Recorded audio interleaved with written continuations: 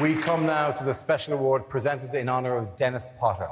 We're lucky to have not one but two presenters. The mere mention of the names of these two fine young actors is enough to elicit the most extraordinary noises from the most discerning of company. The term quirky sexy apparently doesn't even do them justice. They're not my type. I'm more of a beefcake man myself. But nonetheless, please welcome Matt Smith and Benedict Cumberbatch.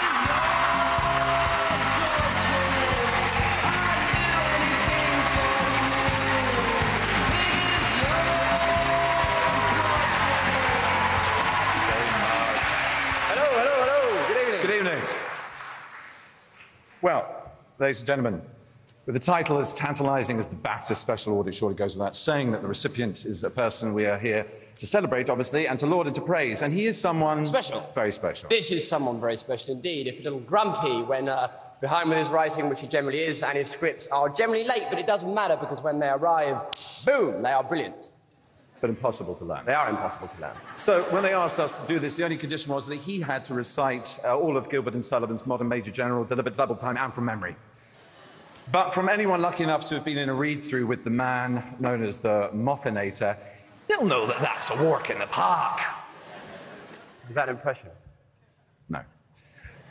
Yes, it was. The man is a word machine. He is Holmes. He has the heart of the Doctor, well, one of them at least. We're lucky to be here because of his latest triumphs in reinventing Sherlock Holmes and Doctor Who, although his work spans 20 years from the press gang to Tintin. His name is a byword for quality family entertainment and has resulted in more awards than he has hair, which is a lot. And, well, what else can you say about the man? He's fond of red wine. He doesn't really know who the Beatles were. He's a loving and non-misogynist husband to the equally brilliant but far more beautiful wife, Sue Virtue.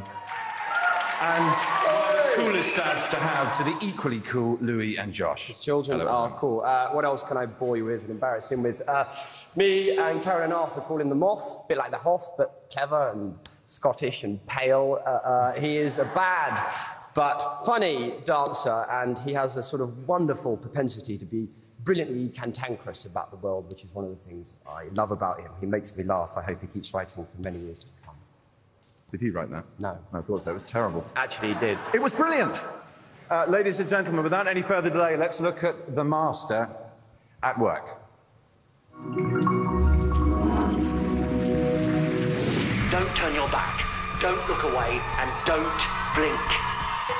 From the groundbreaking press gang to the cutting-edge Sherlock, Stephen Moffat has been writing some of Britain's favourite TV shows for over 20 years. His ability to blend comedy and drama has delighted audiences since day one. I happen to like the contrast. I happen to like comedy drama. I happen to like being not categorisable. Can you give us any idea of the plot? No. Thought you were time agents. You're not, are you? Just a couple more freelancers. I think it's perfectly acceptable that humour is a part of drama. It's a part of life, you know. Tell me, why on earth you would want me to sit on one of these? If you pressed it firmly against your bottom, it might stop you talking. Where, generally speaking, are a man's brains located at around the time of conception? You wearing any pants? No. Okay. Now there's an idea. Why don't we tell them about the dangers? Drugs can kill you. What a headline. Next week, why it's bad to fall off high buildings. Sherlock! Stephen owes his breakthrough hit Press Gang to his father Bill, who pitched an idea about a school newspaper to a visiting ITV producer. Has anyone ever told you you've got a wonderful vocabulary? I always knew that, just could never put it into words. Stephen mined his personal life for funny characters and stories about human relationships for the sitcoms Joking Apart, Chalk and Coupling. The truth, for once, don't tell a stupid lie. I've got a wooden leg. In 2005, Stephen realised a lifelong ambition, joining the writing team of the new-look Doctor Who. I don't give my screwdriver to anyone. I'm not anyone. Don't you ever get tired of Doctor Who? 9 centuries in, I'm coping. Where have you been? Your coming was foretold. There's no such thing as foretelling. Trust a time traveller. Something big's coming, isn't it? Working on Doctor Who with Mark Gatiss led to the pair bringing Sherlock Holmes into the 21st century. There's a margin of error, but I'm pretty sure this is 7:47, leaving Heathrow tomorrow at 6:30 in the evening for Baltimore. Apparently it's going to save the world. I'm not sure how that could be true, but give me a moment. I'm going to know the case for 8 seconds. When a fictional character starts keeping secrets from the writer, that's when that character becomes real. Good night, Mr. Sherlock Holmes. You got to admit that's sexier. Please don't feel obliged to tell me that was remarkable or amazing. How do you get to be so clever? Give reasons for people not to turn off.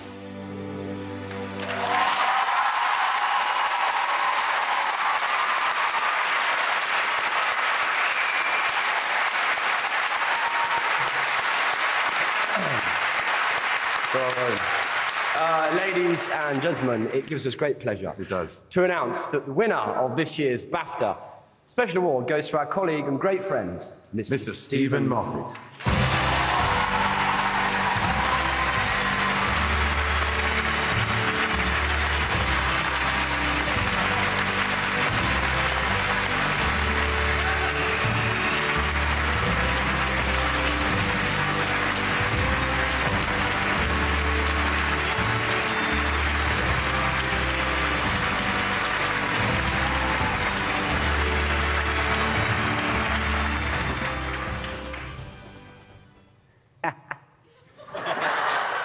Sherlock Holmes and Doctor Who giving me an award. That is absolutely brilliant. That's all I really need to say.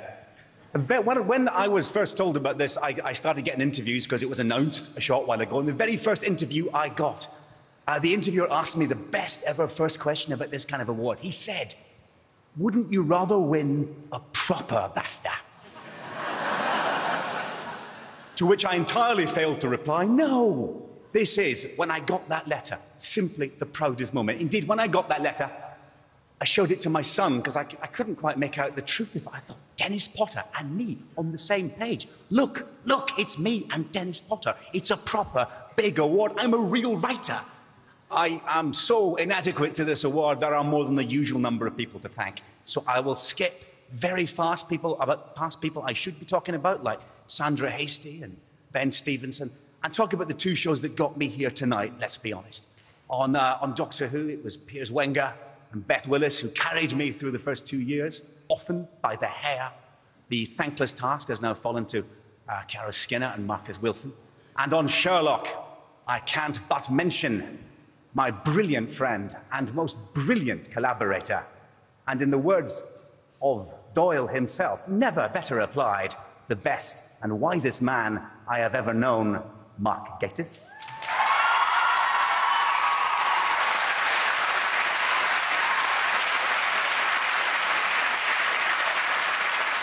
And in many ways, the least sung, but most deserving hero of Sherlock, the woman, the producer, Sue Virtue, the best and wisest woman I have ever married.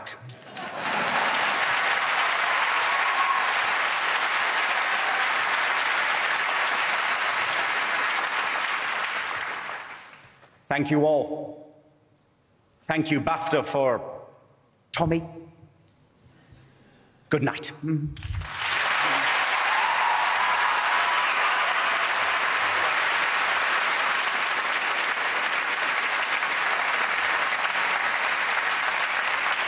Still to come.